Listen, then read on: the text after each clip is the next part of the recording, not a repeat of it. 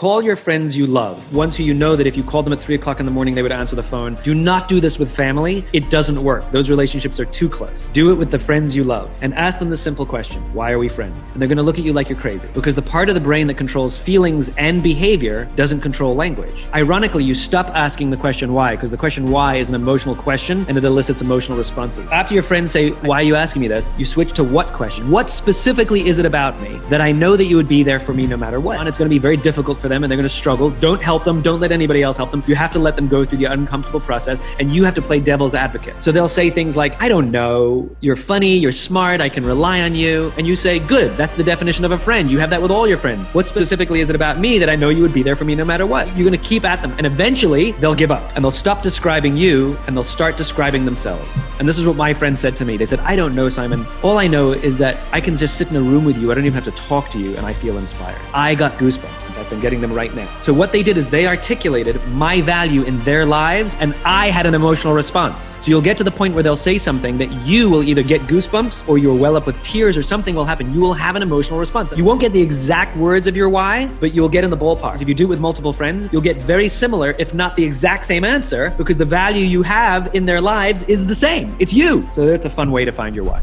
Need motivation? Watch a top 10 with Believe Nation. Hey, it's Carmichael, and I make these videos because in my first business, I quit on my business partner. I was making $300 a month, and I didn't have the motivation to keep going. And the thing that got me through was studying the stories of entrepreneurs who've had massive success. And I hope that in sharing these stories with you, you find a motivation to keep going. And if I'm being honest, I still need the stories for myself today too. So today, let's learn from one of the best, Simon Sinek, and my take on his top 10 rules of success. Enjoy. Rule number 2, do good while doing well. I think people they create a dichotomy, a false dichotomy, that they have to either choose service or individual success. Right. That those two are somehow mutually exclusive. And that service means living a life of suffering, right. which is nonsense. Right. And then you hear these silly sort of projections like, I'm gonna do well so that I can do good. So I'm gonna put myself first and then eventually I'll do good for others. You know, a friend of mine who's a philanthropist, someone came to him for advice on philanthropy. And this was a former CEO of a very large company. And my friend asked him, so what are you most proud of in your philanthropy? And he said, well, you know, we started this charity in the inner city where we help kids go on to college. And he said, that's amazing. You know, how many kids have you helped? He said, 15. He says, is that the proudest thing you've done, you know, in your life? He says, yeah, I'm really proud. And my friend said, so let me understand this. You're proud of 15 kids you helped go to college. Meanwhile, you destroyed the lives of the 60,000 people who worked for you. You know, like that's what happens when you do well so that you can do good. You put yourself at the center of the equation, and then eventually you'll try and even the scale so you can feel good before you die. And the reality is the opposite is true. Do good, and you can also do well. Right. But doing good should not be something that we save for our retirement. Doing good is something that we can do every day, and it's remarkably easy. I mean, what your neighbor did for you, just by looking out his window, was good. Saying hello, asking somebody, how are you? And actually caring about the answer, saying please and thank you. You know, I mean, these are very, very little things that cost nothing, that make other people feel like you saw them, that they matter, that they exist. And that is all steps we take to doing good. And of course, it can grow from there. It can scale from there. Rule number 3, share your art. To me, art is like a gift. You know, if you have capacity, if you have talent, if you have grit and hard work and you want to produce, gifts are supposed to be given. So what's the point of giving a gift if no one gets it, right? What's the point of producing a symphony if no one gets to hear it? So I think reception is important to give the art point, meaning as opposed to pointless. You know, otherwise you're just decorating your home. Now, we could have a debate whether I'm receiving it myself, right? So we could definitely debate that. But I think, and maybe this is just the romantic in me, it has to be enjoyed. And maybe one person is fine. Maybe if you hang it in your own home and it's just for you, that's fine too. But I think art has to be enjoyed. Otherwise, what's the point? You know. Otherwise, it's just therapy. You know. I'm just painting for therapy, and we all do things like that. You know. Art has to have another human being involved. To me, art is about a relationship, right? You can't call yourself a romantic or somebody who chooses to love another if nobody ever feels your love. You know, I think art is a type of language, right? I know people who are the world's worst communicators when it comes to their emotions when you have a conversation with them. I've dated some of them. But given the opportunity to write, it's magical. And the feelings pour out on the page in an eloquence like I've never seen. And as everyone here knows, great art in some way, shape, or form is always personal or semi-autobiographical. Right? It's too hard to write pure fiction. You know, we put ourselves in it because it gives it a sense of reality in it, and it's what makes us passionate for the subject that we're tackling. I know dancers who, you know, you meet them and they're like this, but as soon as they start dancing, you realize it's all there. So art is language, and if no one hears you, you know, if a tree falls in the woods, you know, if no one hears what you're saying, is it worth saying anything? They're just thoughts. So what's the point of writing a play that never gets shown? It's just a thought, you know? It's just an intention. So yeah, no, I think it must be shared. It's one of the ways in which people communicate. Rule number 4, show your potential. What if our why scares us? And we fear that people won't see it. Do we abandon it or do we just go for it? Okay, so there's 2 thoughts there that are worth unpacking. Okay, if other people don't see it, okay, let's deal with that first, because I think that's a little simpler. If other people don't see it, then the question is, are we showing it, right? And so many of us, all of us, especially at various times, we're all lying, hiding, and faking at various points, right? Somebody asks a question, you know, that makes us uncomfortable in a public forum. Sometimes we agree to something. We say yes, even though it's not true, because we just don't want to embarrass ourselves. We're very often inauthentic. Plus, we live in an Instagram, Facebook, TikTokable world. We're all presenting ourselves and curating ourselves as how we want to be. So we're really good at showing people the kind of person we want to be. It's kind of ironic as well, if you think about relationships. You know, we present ourselves as our best selves, but it's only really when our vulnerabilities and insecurities are revealed can love exist. That's that magical authenticity. So I would argue that if the world doesn't see who you are, you know, are there ways that you can share it with the world in a way that is inspiring to them and authentic to you? How you show up, you know, sometimes the clothes you wear, sometimes it's silly stuff. You know, I would often wear brightly colored ties in college. I know, a little nerdy, but one, because it sort of was a reflection of my independence. I didn't dress like everyone else, but it also made people smile. I would catch them seeing my tie, and it would make them smile, and I liked that. And so there are lots of little things we can do personally to bring our why to life. Now, what I'm really interested in is what you said, Andrea, when you said, "What if our why scares us?" Now, if it's actually scary because it's dangerous or difficult, then maybe it's not fully our why. If it scares us, but because we are afraid that others will judge us for what it is, like, this is truly who I am, this is why I wake up out of bed every morning, you know, then I think you have to go for it. Now, the question is, do you have to jump in the deep end? I think that's a question of your own risk tolerance. I think there's nothing wrong with wading into the water, starting in the shallow end. I mean, think about it. Look what I do for a living. Inspire people that do the things that inspire them. Like, how corny and cheesy is that, right? Like, I'm fully aware of that. When I first started talking about it, people were like, well, that's cheesy. I'm like, I know. And so but I still would do it. And was it a jumping in the deep end? No. I would dip my toe and I would test things out, you know, and I would try things out and I'd see how it was received. And sometimes it went well and sometimes it didn't go well. I was learning to swim with my Y, as basically was my Y floaties. I was wearing Y floaties. That's what I was doing. So yeah, I think if it feels right, because that's the test of a Y, you know, does it feel right? Does it feel like who I am? Does it give you chills or goosebumps, or does it make you well up when you think about it? Does it excite you? then it's probably accurate. And yeah, then you're gonna have to at least get in the shallow end. You dip your foot in and try using it at certain places. And as you get more comfortable, you'll learn to swim.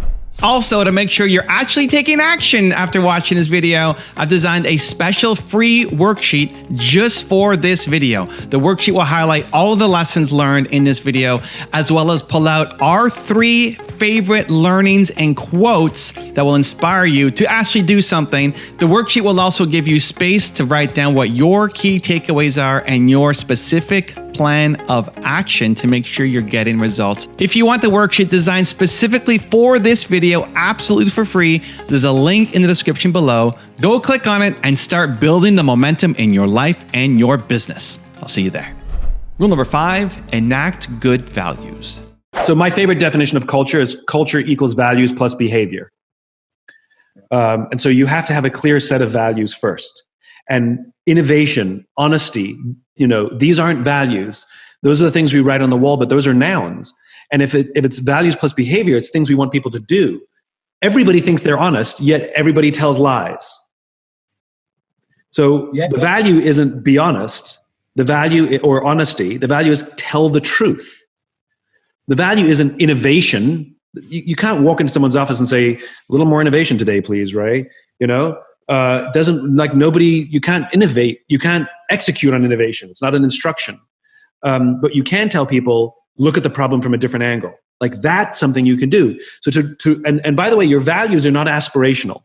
They're not a bunch of executives sitting at an offsite, cutting pictures out of magazines and saying, this is the company we want to be.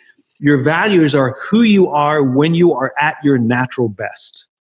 Your culture already exists, but you're not necessarily always operating at your natural best. And that's as true for companies as it is for individuals. And so to uncover your values is not aspirational. It's a process of discovery. And then you can write down this. I've never seen more than 5, weirdly. Don't understand the biology. But when you start getting more than 5, they start to overlap enough that you could probably eliminate one of them, which I think is interesting. But there's at least, at most 5 values, 3 to 5, that are who you are when you operate at your natural best. And now the question is can you develop recognition, rewards, incentives to promote those values? Are you talking about those values? Are you hiring to those values? Are you firing people who may be high performers but refuse to live to those values? Because then what you're doing is reinforcing to the rest of the company that the values matter more than anything else, which is really important. Because if we talk about values, but then all we do is promote toxic team members who are high performers, and we've all had this happen, where sometimes even management knows. You're like, that person is a real asshole. They're like, I know, but their numbers are so good, right? And then we let them be. And so that sends a message to the rest of the company that we're talking about these values, but we don't actually believe it. And so we don't necessarily have to fire that person, but we do have to coach that person. Rule number 6, seek opportunities. When my career was just getting going, and I was a speaker, which by the way was not my chosen career, I fell into it. There is I've forgotten the name of the organization. I think it's called the Meeting Planners Association of America, something like that, where basically all the people from all the corporations and conferences who hire the speakers, like that's their job, they have their own conference. And so to get invited to this thing is like, it's like American Idol. Like if you do well, you get a career for the rest of your life because everyone in the room will want to hire you for their conferences for the rest of years. And if you bomb, they all know who you are and you will have no career, right? Like that's, so like, I see where this is going. I'm like, I've done this a bunch now. I'm relaxed on stage now. I got this, and like, this is one of those events that makes every speaker nervous. And it's in this cavernous place. Ironically, it was like the worst venue. It was like, it echoed. So you'd stand on the stage talking, you could hear yourself. Anyway, doing my talk, I'm doing Start With Why. This is back in the early days. I got this, done this a million times and don't know what happened. I lost my train of thought. Okay, I know this. I've been through this from before. So I went quiet. You usually find my place and then I pick up again. Like I know how to do this. I've lost my train of thought before. I went quiet and nothing happened. Nothing came into my mind. I had nothing. And now I panicked. And as soon as the panic sets in, now all rational thought disappears. And now I start sweating and my heart starts pounding and I got nothing. I got nothing. And I look at my pad and I look at the audience and I look at my pad and I look at the audience. And then I turn to them and say, have you ever had that feeling where you forget what you're talking about and everything collapses? Your heart's in your stomach, your heart's pounding, you start sweating, your hands get clammy and sheer panic. And they're all smiling. I said, I'm having that right now. Oh. I said, and I got to tell you, it feels fantastic. I said, because I do this so much, sometimes I forget to be present. And I said, right now, I feel completely alive. I said, I feel totally present and totally with this. It's as much as as crazy it is, this is amazing. I said, okay, I need someone's help.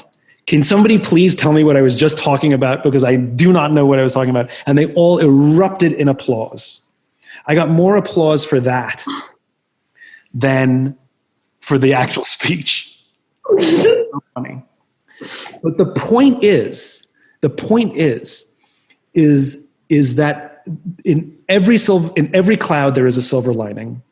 In everything that happens to us, there is goodness. Rule number 7, aim to be a leader. A U.S. Marine told me the first criterion for being a leader is you have to want to be one. And if you look at the way the Marines select their leaders, select their officers, it's different than with their enlisted corps. So if you enlist in the Marine Corps, you go to Paris Island in the east, or you go to San Diego in the west to boot camp, and they will make you into a Marine. Yeah. That's what it says. We make Marines. Yeah. And if you change your mind, you're going to be in the Marine Corps, whether you like it or not. Yeah. There is no changing your mind. Yeah. Once you sign on the dotted line, you're in. Yeah. In the officer corps, it's different. If you want to be an officer in the Marine Corps, you go to OCS in Quantico, Virginia, and it's a 10-week training, and you only have to stay in the first 4 weeks. For the next 6 weeks, you can drop out at any time for any reason. Yeah. And the reason is because if you don't want to be a leader, they don't want you. Yeah. They give you the choice. Leadership to me is like being a parent. Everybody has the capacity to be a parent. Doesn't mean everybody wants to be a parent and everybody should be a parent. Right. Leadership is the same. Everybody has the capacity. Yeah. Doesn't mean everybody wants it and doesn't mean everybody should. Yeah. It comes at great personal sacrifice. It means you have to constantly worry about other people, like being a parent. Yeah.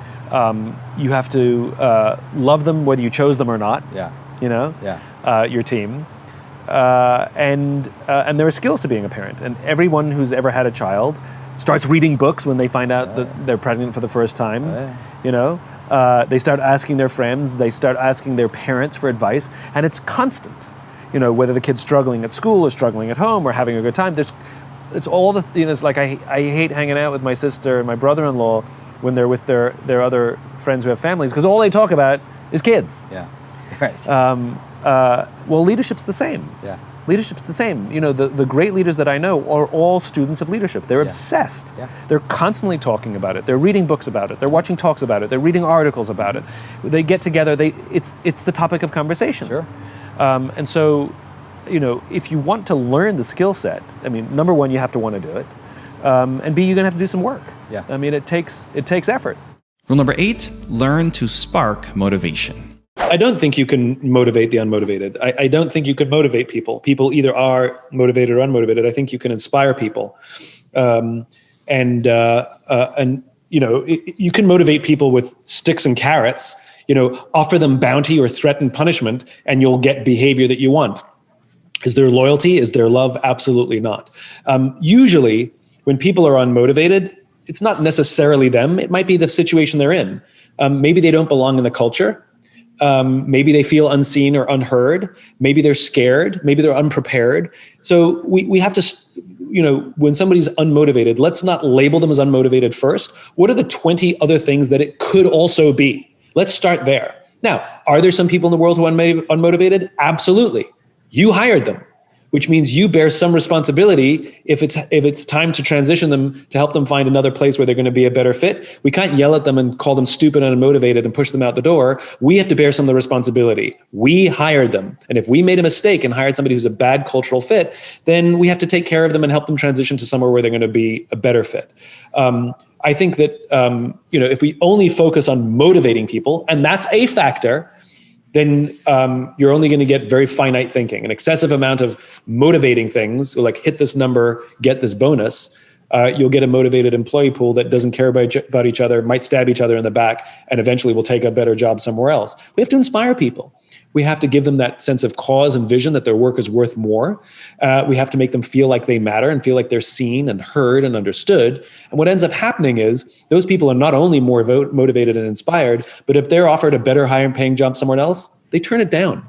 Because it's not just about the bonuses and the money. It's because they would rather be here with these wonderful people. Rule number 9, be ethical.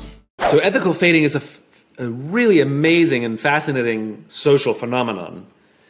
Basically what it is when a group of people make unethical decisions believing that they are still consistent with their own ethical framework. In other words, they don't think they've done anything unethical, right? Extreme examples of this would be things like a pharmaceutical company raising the price of an essential drug 500%, 800%, 1,000%, 5,000%. And though it may not be illegal, it's highly, highly unethical, and yet they don't think they've done anything wrong. That's an extreme example, but we see ethical fading happen all across companies all the time, where we do things that we know are good for us, where we might lie to our customers or our clients, for example, or we might lie to each other to get ourselves ahead.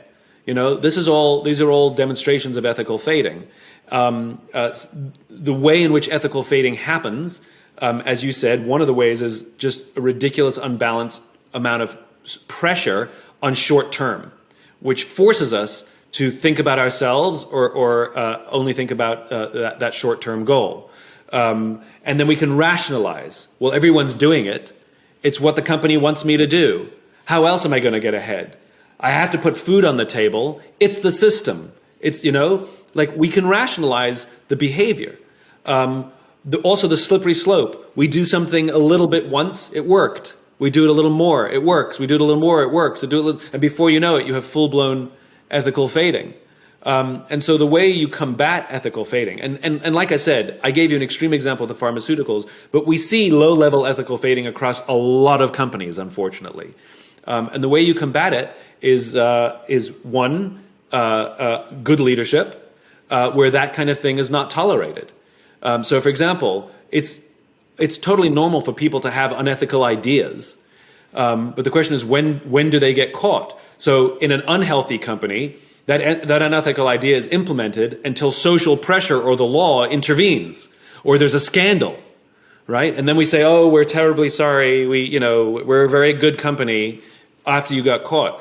In a properly ethical company, somebody may raise the idea in a meeting, and everybody in the meeting will go, "That's funny, but we would never do that here. That's not us. That's a little bit unethical," and it gets shut down immediately. And again, that's good leadership, because it's the leaders who are promoting people who are ethical, who are highlighting ethical behavior and acting in a way that sets the tone. And they're not putting undue pressure on people to break the rules in order to make the numbers. A lot of leaders, unfortunately, when confronted with toxicity or unethical behavior, they'll shrug their shoulders and say, "I know, but the numbers are so good," and they allow it to happen. And so, one of the primary ways in which you beat ethical fading, quite frankly, is good leadership. But the others are just cause, trusting teams. All of these things contribute to operating in a highly ethical way. And rule number 10, the last one before some very special bonus clips, is stay consistent. So in the mid-1980s, a philosopher and theologian by the name of Dr. James Carse articulated these two types of games, finite games and infinite games. A finite game is defined as known players, fixed rules, and an agreed-upon objective. Football, baseball. If there's a winner, necessarily there have to be losers, and there's always a beginning, middle, and an end, right? Then you have infinite games. Infinite games are defined as known and unknown players, which means you don't necessarily know who all the players are, and new players can join whenever they want. The rules are changeable, which means every player can play however they want, and the objective is to perpetuate the game, to stay in the game as long as possible. Turns out we're players in infinite games every day of our lives, right? There's no such thing as winning global politics. There's no such thing as winning marriage. You can't be number one in your marriage. You can be number two, but you can't be number one, right? There's no such thing as winning education. Nobody wins learning. You can come in first for the finite amount of time you're at school, where we agree upon the time frame and the metrics, grades, but nobody wins education, and nobody wins business. Like when Circuit City went bankrupt, Best Buy didn't win anything, right? But if you listen to the language of so many leaders... Half the room doesn't know what Circuit City is. I know, it's sort of, I realize that. It used to be a company that competed with Best Buy. Same thing. Big box store, went in, bought a VCR. You don't know what a VCR is. Right. What I love about these definitions is that when we listen to the language of so many leaders, it becomes abundantly clear that they don't know the game they're playing in. The number of leaders who talk about being number one, being the best, or beating their competition, based on what? Based upon what agreed upon metrics, timeframes, or objectives. And this is a problem because when we play with a finite mindset in an infinite game, when we play to win in a game that has no finish line, there's some consistent and predictable outcomes. The big ones are the decline of trust, the decline of cooperation, and the decline of innovation. So now let's translate that to a policing organization, right? An infinite game is not the absence of finite games. It is the context within which finite games exist. Clearly, you are engaged in finite things every day of your career. You have a project that you need to complete. There's a beginning, middle, and end. If someone has committed a crime, you want to try and catch that person. There is a known objective. There's a beginning, middle, and end. There's going to be a winner and there's going to be a loser, right? If you're chasing somebody down for a moving violation, for example, these things are finite. But policing and the organization of the Orange County Sheriff is an infinite organization. We hope that this organization outlasts everybody here and thrives beyond everybody here. So the decisions we make and the way we conduct ourselves have to be considerate of the fact that we want this organization to thrive for the long term. I had the opportunity to work with the Navy SEALs. And within the Navy SEALs, there's actually a more elite group within the SEALs. That's much harder to get into. You have to be a SEAL for like 5 years before you even can get into this even more elite group. And I asked the director of training for this group, how do you choose who gets into this more elite group within your own culture? And he drew an XY axis. He drew a graph for me. And on the vertical axis, he wrote performance. And on the horizontal axis, he wrote trust. The way they define performance is how good are you at your job, right? Your skill set. The way they define trust is what kind of person are you? And the way they put it is, I may trust you with my money, I may trust you with my life, but do I trust you with my money and my wife, right? So there's clearly nobody wants the low performer of low trust, clearly. Clearly everybody wants the high performer of high trust on their team, clearly. What they learned is that a high performer of low trust is actually a toxic team member. And they would rather have a medium performer of high trust, sometimes a low performer of high trust, it's a relative scale, over the high performer of low trust. And this is one of the highest performing organizations on the planet. And they put huge credence in the trustworthiness and the character of the team member over their simple performance metrics. In business, we're the opposite. We have 1 million metrics to measure someone's performance, and we have negligible to no metrics to measure someone's trust. And so you may have a selfish-driven, toxic team member who, if they're high-performing, what do? We promote them. And sometimes you get to the point where leadership knows that this person is toxic, and you say, you probably should do something about this. You maybe want to remove them from the team. And they say the same thing. They're like, yeah, I know, but their performance is so good.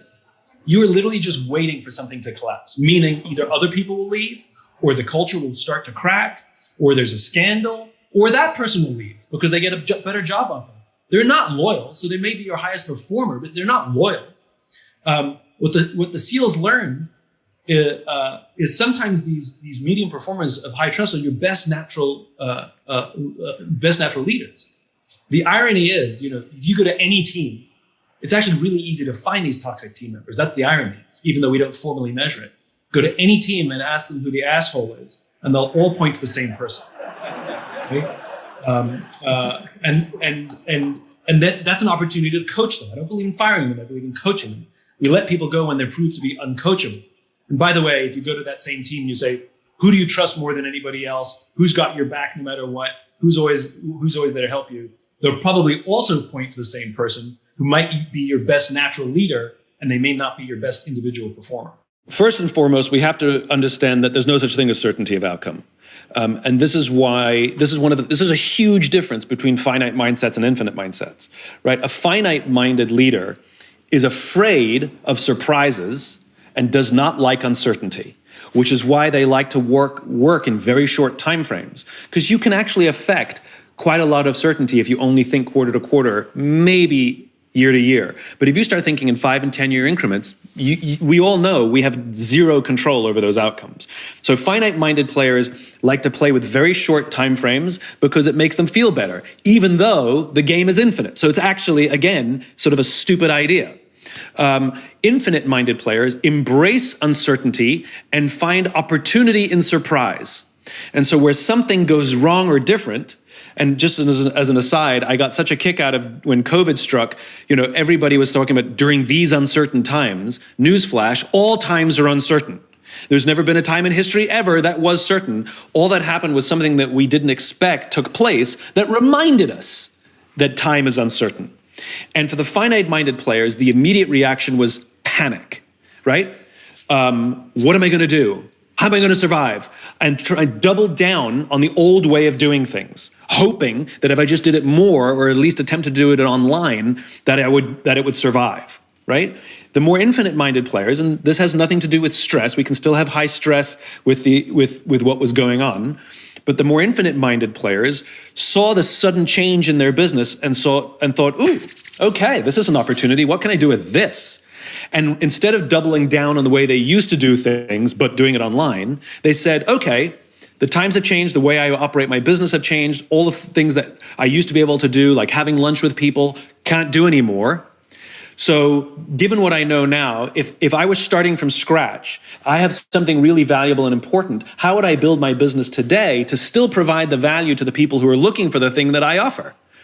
And that was their mentality. Their mentality was very entrepreneurial. Their mentality was very creative. And though it may have caused stress, there was an appreciation for the opportunity. Listening is a trust-building exercise, right? If you're in take it down to a personal relationship. If you've ever had a romantic relationship, a loved one, right? Making someone feel heard doesn't mean you're wrong. Saying sorry doesn't mean you're wrong. It just means you take accountability for your actions.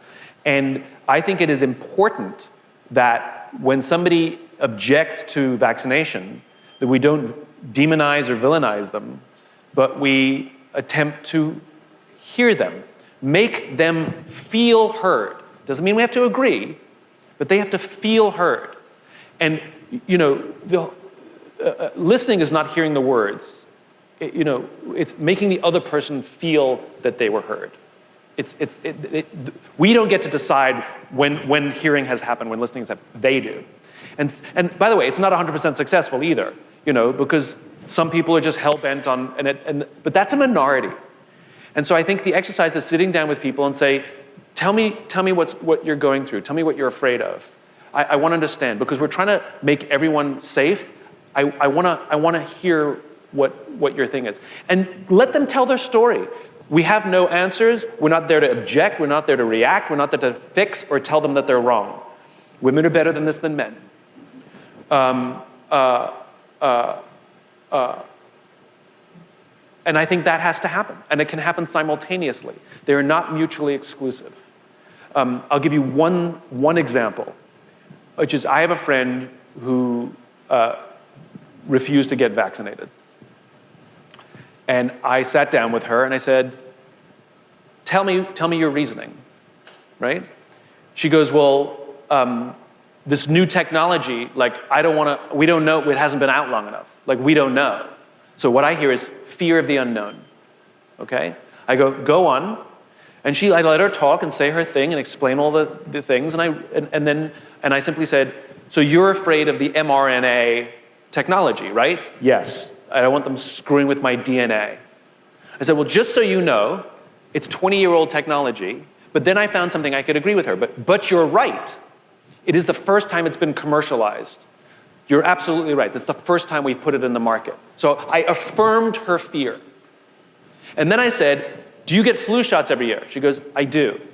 I said, okay, Johnson & Johnson is a good old-fashioned flu shot. It's a different technology. It's not mRNA. So you're 100% right. If you're afraid of the new technology, don't get Moderna or Pfizer. But Johnson & Johnson it's just like a flu shot. It's the same old tech. And she went, it is? I went, it is. She went and got a Moderna shot.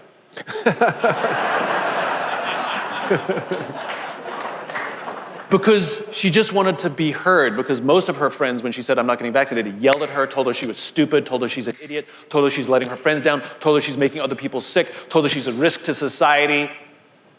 That doesn't make somebody's mind open up. All I did was let her feel heard.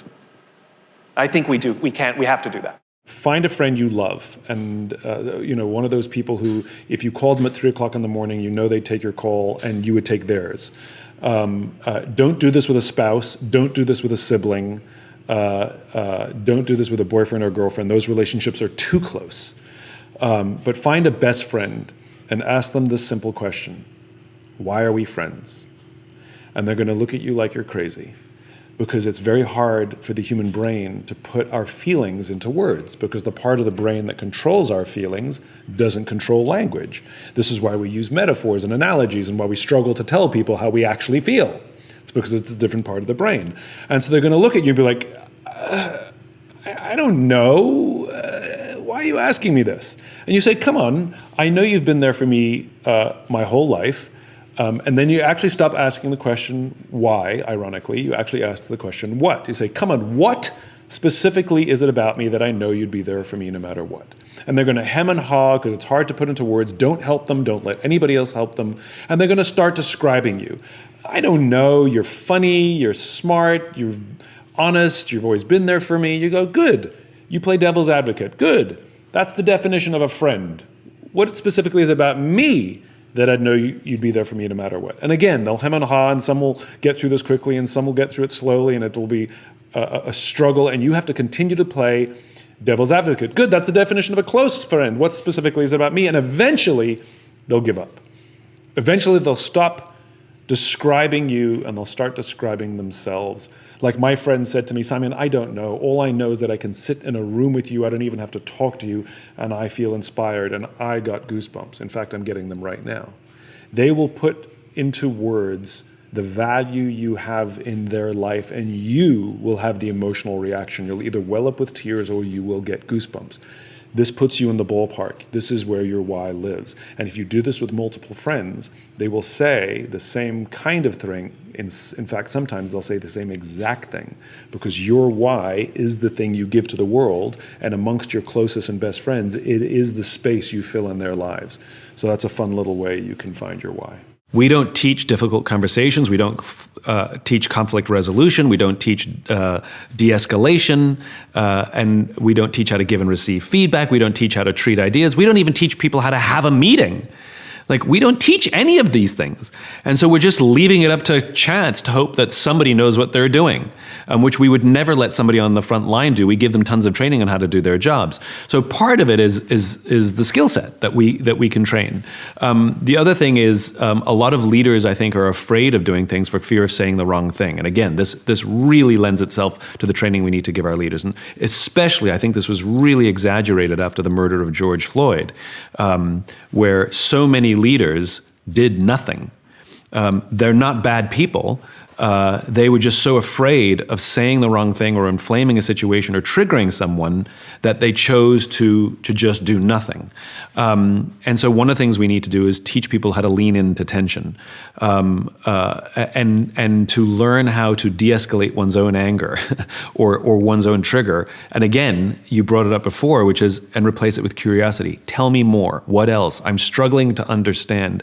Let me tell you the story that's going through my head, I think is a really big one that I've learned, which is because I'm reacting based on my own narrative, right? And so they're reacting to my words or my reaction. And so one of the things that's really helped me is to share what's going on in my head so that people have the context of where my reaction's coming from. Let me tell you what my history is and what my background is. I'm not saying this is right or wrong, I'm just telling you my story. And I'll say, I had this happen in the past where X, Y, and Z. And so I'm nervous at your suggestion because in the past, this has happened. Can you help me resolve this, or do you understand where I'm coming from? And I think the more we can share what's going on in the process, rather than simply, responding with our answers or our reactions, helps the other person see the way we're trying to see it, and it also encourages us to see the way they're trying to see it. So I think the more we share, it's that vulnerability word again, right? Let me tell you my history, let me tell you my baggage, let me tell you my background, let me tell you my experiences, let me tell you where my opinion is coming from. The worst thing, the one that drives me up the wall, the one that triggers me is, this is how we've always done it. Well, why do we do it that way? Because this is how we've always done it. And my rule is, if you cannot tell me why we're doing it this way, that means it's on the chopping block. That doesn't mean it has to change, but I want real explanations of why we do something this way. If somebody can't tell me, then it's open to being changed. There's another guy who does what I do. He writes books, he gives talks, etc. His work is extremely well respected, and I admire his work as well. I happen to hate him. He's never done anything mean to me, and we've always had a very cordial relationship when we see each other professionally. I have an arbitrary hatred of him. And as a result of my hatred, I'm extremely competitive with him. I would log on to Amazon on a regular basis and check my book rankings, and then immediately check his. And keep in mind, I checked no one else's, just the two of us. And if he was ahead, I was angry, and if I was ahead, I was smug. And whenever his name came up in polite conversation, I would seethe underneath. We were invited to speak together at a conference where we would be interviewed together. And I don't mean like literally, we would be on the stage together. And the interviewer thought it would be fun if we introduced each other. And so I went first, and I turned to him and I said, you make me really insecure. And I said, all of your strengths are all of my weaknesses, and whenever your name comes up, I get really uncomfortable. And he looked at me and he said, funny, I think the same thing about you. The reason I was so competitive with him had nothing to do with him, it had everything to do with me. Because his weaknesses revealed to me, because his strengths revealed to me my weaknesses, it's more difficult to take a hard look at myself and say, here's all the work you have to do. It's much easier, and dare I say more fun, to direct all my energies at beating him. That turned out to be an extremely cathartic experience, and I learned the value of a worthy rival. And the funny thing is, after that experience, I've never checked mine or his book ranking since. I applaud his work, celebrate him, want him to do well, because it turns out working together, we actually are stronger. And I think this is the same folly in business, right?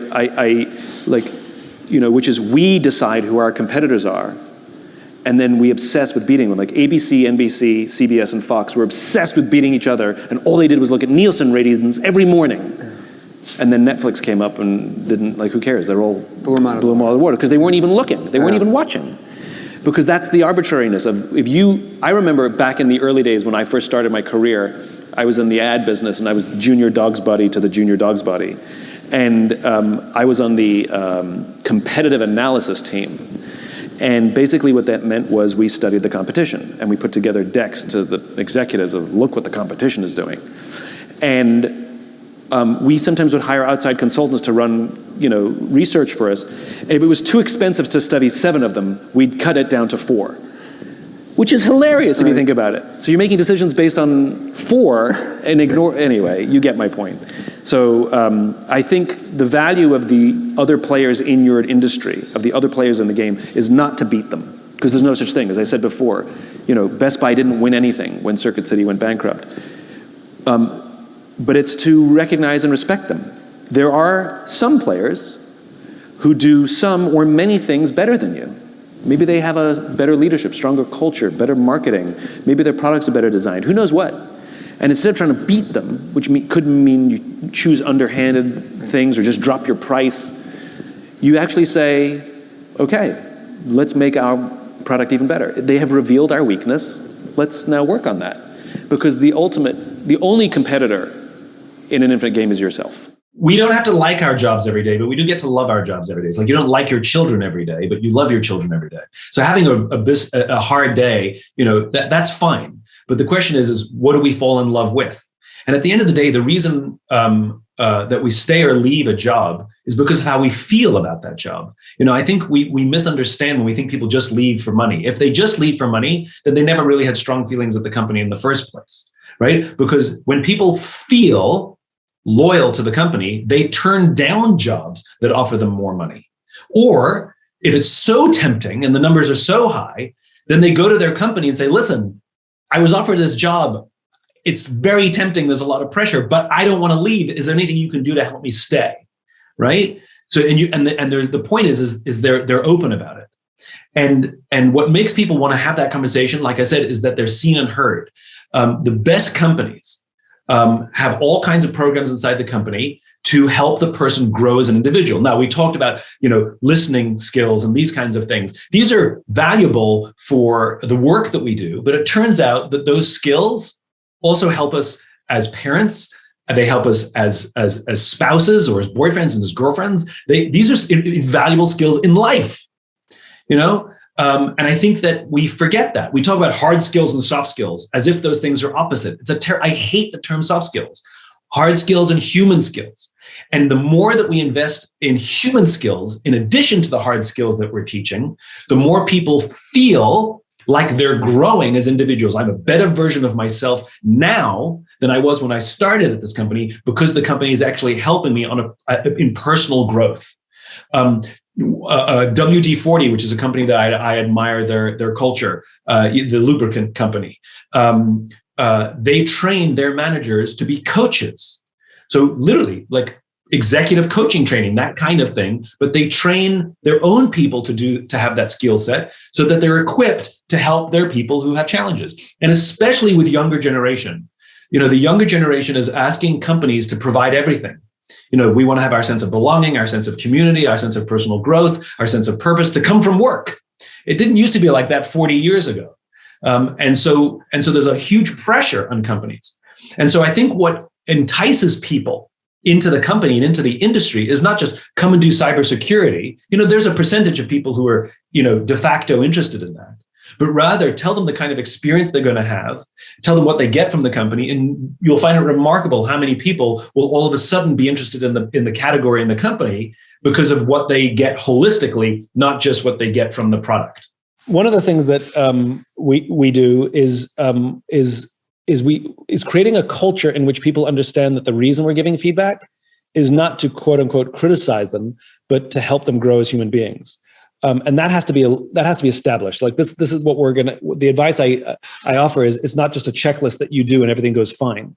You create a culture in which difficult conversations and critical feedback are welcomed or at least understood. But it's also how we give it. Usually we give it by pulling out a piece of paper and pointing out the thing that's wrong. And saying you got to fix something, right? We usually point to the evidence first. As opposed to starting by the human being, which is, there's stuff I want to share with you. I don't know what it means, but I wanted to raise it with you in case there is an issue. because I care about you and I want to see that you grow here. But there's some evidence that things are going a little sideways, and I want to address them with them to see what opportunities there are, or if there's anything wrong, because I don't know the reasons behind it. But here's, for example, the way you talked to your teammates the other day was a little harsh. And ordinarily, I'd be one to say, "Oh, you're having a bad day. It's no problem. Everybody gets a bad day." But you've been really beating up on people. I don't even know if you were aware of that, right? And sometimes they'll say, "I'm having a hard time," and it opens up, or they'll say, "I wasn't even aware. I didn't even know," or it reveals something, as opposed to saying, "Stop yelling at people. Nobody wants to work for you if all you do is yell at people." It's hard for people to receive. And so good feedback is not just about conveying the point we're trying to make. It's about creating a condition in which the person is more likely to listen and hear it. So we're all proud of ourselves once we've told them, did you give her the feedback? Yeah, I told her, right? Did they hear the feedback? Different question. One of the nice things about the infinite game is two players or more who sell basically the same product for basically the same price for basically the same quality can all be wildly successful at the same time. Like, no one wins. And remember, we're deciding the metrics. So we could decide that it's market share or revenue or profit, and we're making these arbitrary comparisons to arbitrary other players, and we can be all high and mighty about ourselves. General Motors decided that that market share was the thing, and they were obsessed with being number one in market share. Meanwhile, they were losing money hand over fist year after year after year. Not sure if that's a very infinite-minded focus, because you're clearly going to put yourself out of the game. Remember, when Circuit City went bankrupt, Best Buy didn't win anything. If anything, they had to change the way that they played because Amazon became a much more dominant force in the industry. And so they couldn't actually do the things that they used to do. And this is what it means to be an infinite player. It means you understand that it's not simply about repeating the same thing that's always worked, but it's adapting with politics and culture and technology. And it's not actually about competing against another player in the field, but the only true competitor in an infinite game is actually yourself. How do I make my product better this year than it was last year? How do I give better advice this year than I gave last year? How to become a better leader this year than I was last year? And it's a constant education of constant improvement. I can tell you a funny story, which you'll recognize from the book, which really captures the difference between a finite and infinite mindset, and it comes from a personal experience. I had the opportunity to speak at an education summit for Microsoft. And then a few months later, I was asked to speak at an education summit for Apple. Now, this was back in the Steve Ballmer days when Steve Ballmer ran Microsoft. And at the Microsoft summit, the vast majority of the executives spent the vast majority of their presentations talking about how to beat Apple. Ballmer at the time was obsessed with beating Apple. At the Apple summit, 100% of the executives spent 100% of their presentations talking about how to help teachers teach and how to help students learn. One was obsessed with their mission. The other one was obsessed with beating their competition. Guess which one was struggling with issues of trust, cooperation, and innovation? So at the end of my talk at Microsoft, they gave me a gift. They gave me the new Zune when it was a thing. This was Microsoft's response to the iPod. And again, there's plenty of evidence and footage of Ballmer talking about he was going to beat the iPod and this was going to be the best product ever. And I have to say, this little piece of technology was quite good. It was very user friendly. It worked very well. And it was a really nice little product.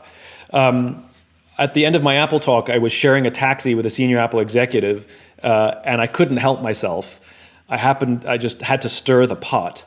So I turned to him and I said, Microsoft gave me their new Zune, and it is so much better than your iPod Touch. And he turned to me and he said, I have no doubt. And the conversation was over. Because an infinite player understands sometimes you have the better product, sometimes they have the better product. Sometimes you're ahead and sometimes you're behind. The goal is not to beat your competitor. The goal is to outdo yourself. Where Microsoft was obsessed with beating Apple, Apple ignored Microsoft and was obsessed with outdoing itself. A year later, Apple introduced the iPhone, which rendered both the iPod and the Zune completely obsolete. I get asked very often, what are the most important characteristics of leadership? Vision, charisma, I know plenty of incredible leaders that aren't big Steve Jobs visionaries. You know, they're just not. And I know some fantastic leaders who do not have charisma. They're quiet and super introverted, you know, and they're just not that exciting to talk to, spend time with.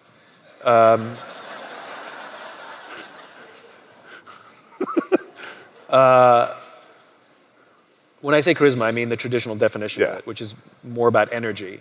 I believe charisma is undying belief in something, and that they have in spades. But I think courage is the one thing that all great leaders have to have, because we are surrounded by overwhelming forces every day of our lives pushing us to play the finite game. You know, if you're a public company, the markets, all they want for their own selfish gain is for you to make short-term decisions. The pressures are overwhelming. If you're a numbers-driven person, the pressures are overwhelming. If you're in survival mode, the pressures are overwhelming.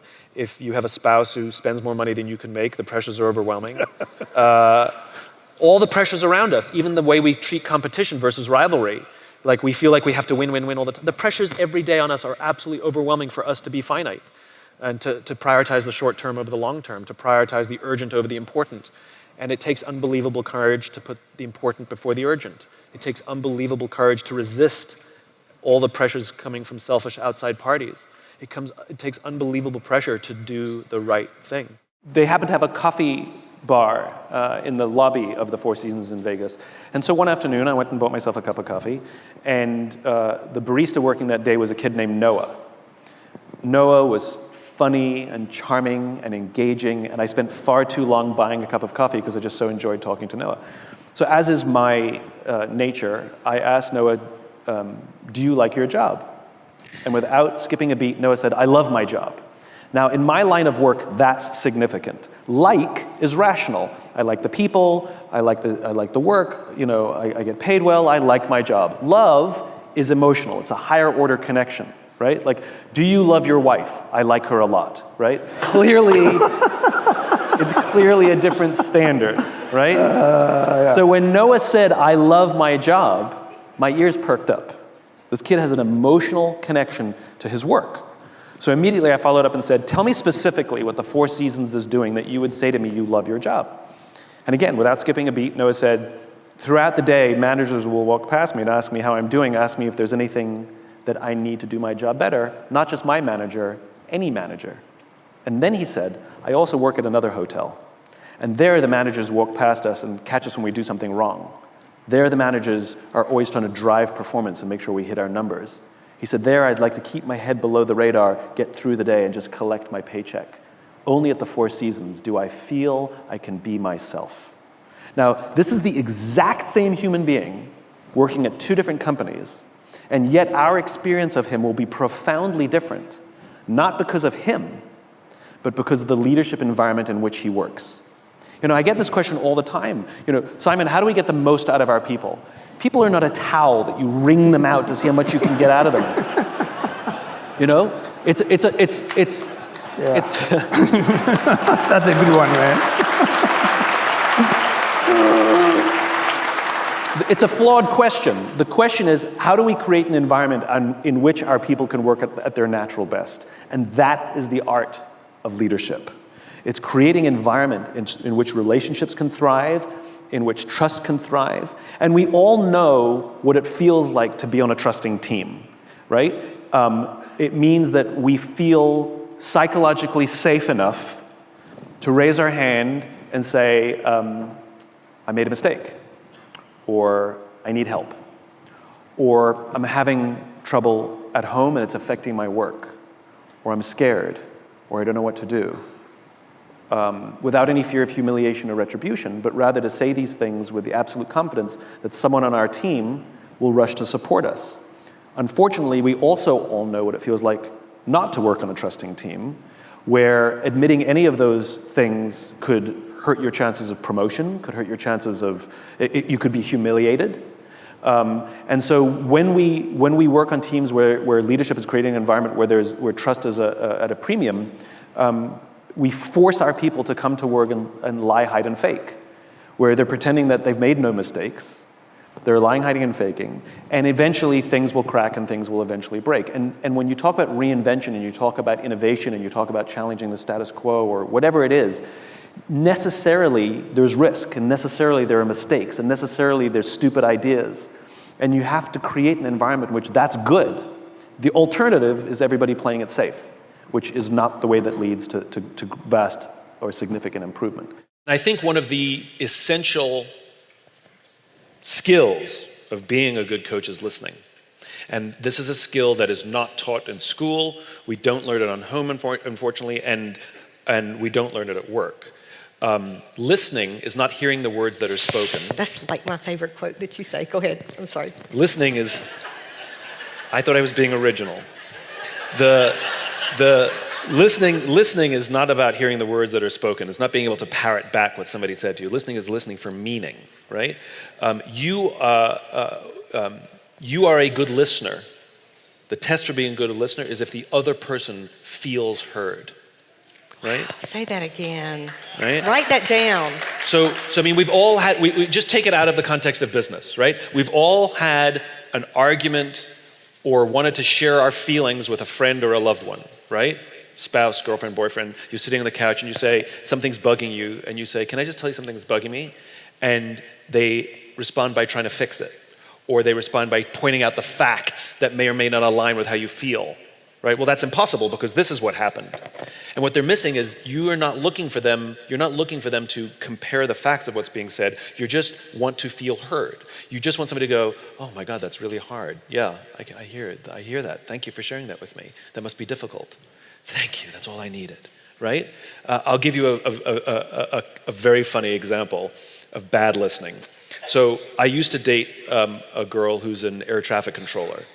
Air traffic controllers are a breed unto themselves, and it's only about the facts.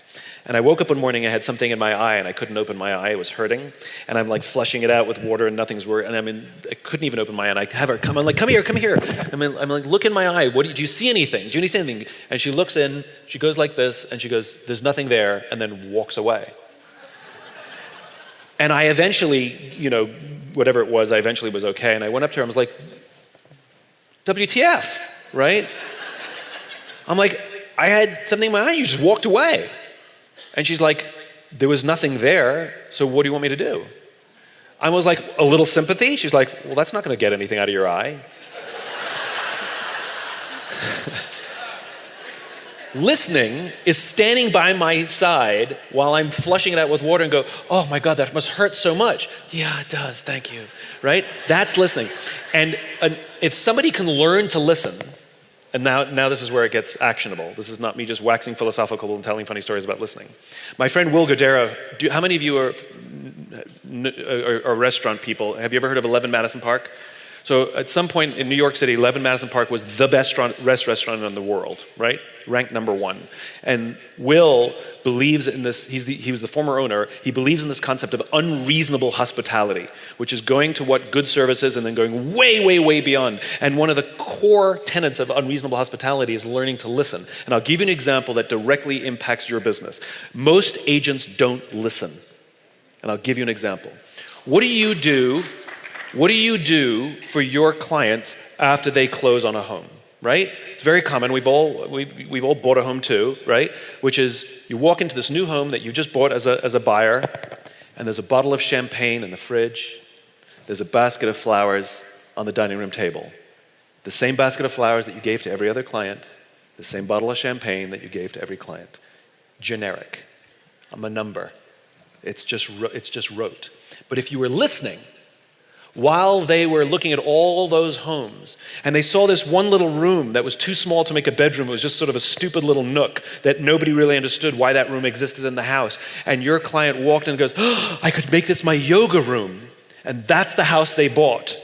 Instead of putting a bottle of champagne in the house, this is what Will talks about, instead of putting a bottle of champagne in the fridge, why not put a yoga mat in that room with a little note that says, it's perfect, right?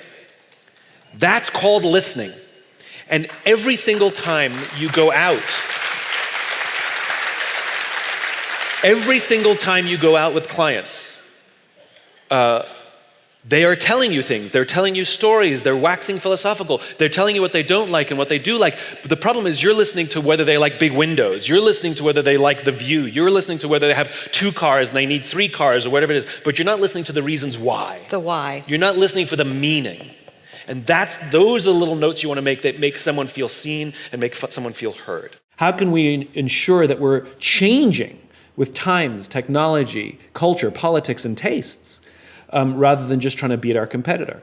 And you see it across industries. Publishing, for example. The internet showed up and they saw it and they thought it was nice. And they, as it took on, they sort of, I guess they were interested in it. They sort of played defense. And then Amazon showed up and Amazon went to all of them and said, hey, you want to invest in us? And they all said no. Well, now they're all playing catch up. They're all playing defense. Netflix went to Blockbuster and said, want to buy us? And Blockbuster said no. The rest of the TV and movie industry were too busy comparing who had higher ratings. And they completely missed the fact that Netflix has now completely reinvented television. I find that fascinating. General Motors was destroying its own electric vehicles to protect its old business, and now they're all rushing to catch up with Tesla. I think this is hilarious. And it's the little companies, the Netflixes, the Amazons, the Teslas, that get ignored, that aren't seen as a threat, that end up defining and redefining entire marketplaces. Now, this is not unique to small companies. Big companies can absolutely redefine. The problem is big companies are more obsessed with their finite goals. Big companies are more obsessed with beating their competitors. And little companies are obsessed with their vision. Little companies are obsessed with this outsized vision that outstrips the resources they have, right? Somebody says, we're going to do this. And everybody looks around and goes, well, we don't have the money for that. We don't have the talent for that. I guess we'll have to be creative. And I think this is one of the opportunities for big companies. As they get big, their visions get smaller. They become goals that they can just do a back plan for. There's nothing inherent that a big company shouldn't be innovative.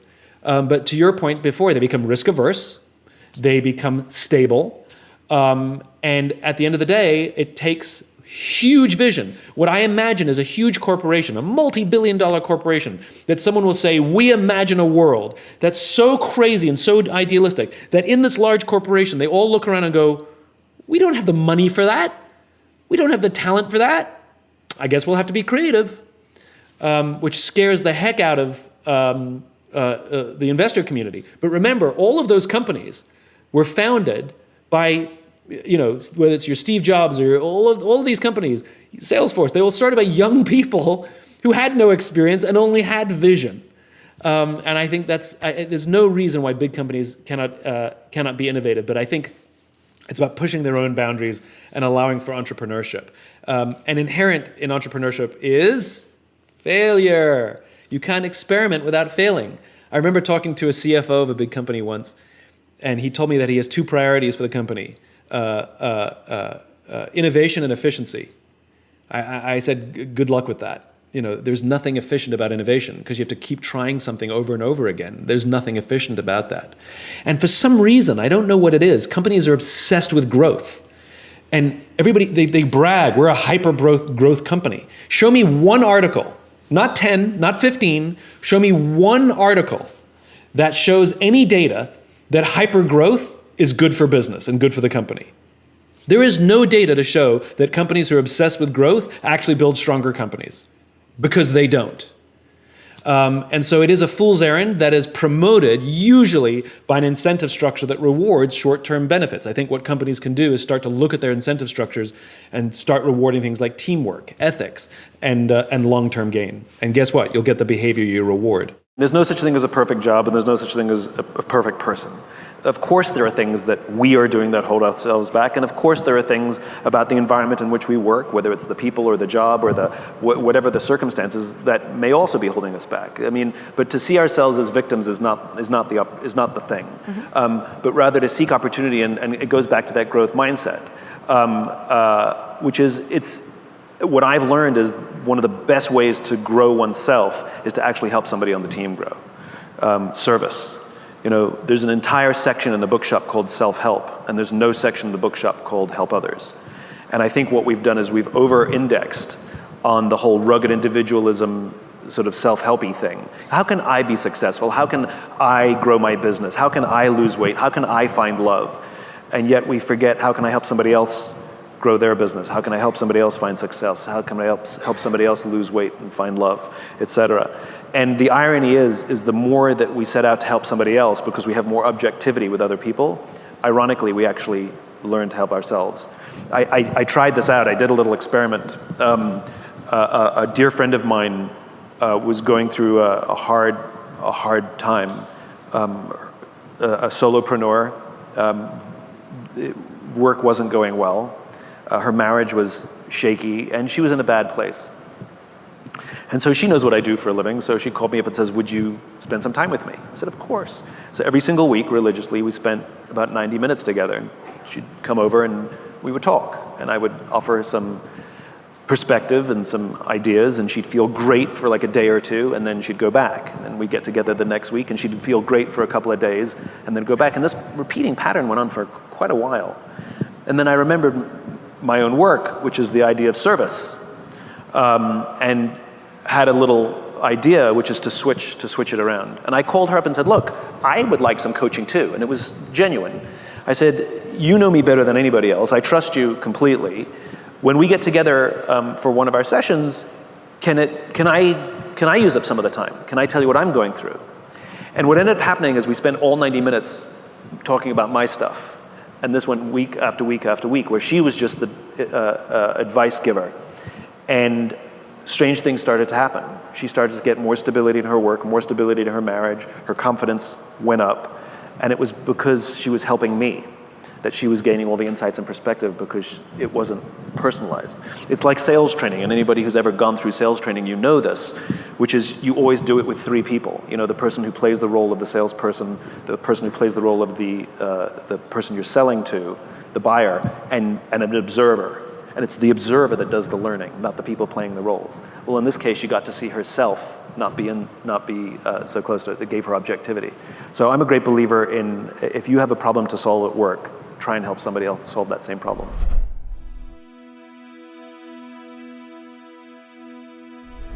Because you made it this far in a video, I want to celebrate you. Most people start and don't finish. Most people never actually follow through. Most people say they want something, but they don't ever do the work to actually get it. But you are different. You are special. Believe Nation, you made it here all the way to the end, and I love you. So as a special celebration, if you put a hashtag believe down in the comments below on this video, I will showcase you and celebrate you somewhere on the screen in a future video, because you are awesome. For 10 more amazing rules from Gary Vaynerchuk, check the video right there next to me. I think you'll love it. Continue to believe, and I'll see you there. We have such interesting macro theses in our society that are crippling people. And the reason there's so much anxiety in the system now is we're all living our lives in public forums and now taking on more